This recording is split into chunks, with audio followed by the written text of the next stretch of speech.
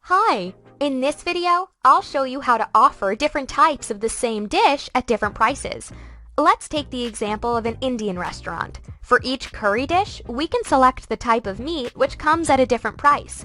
First, we create the base item. You can write in the description field that one can select the type of meat.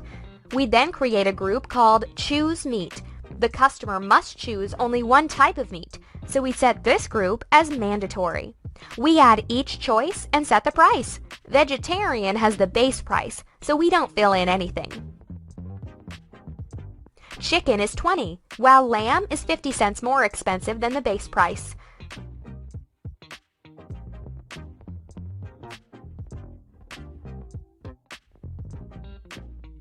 We preview the menu, and this is how your customers will see it.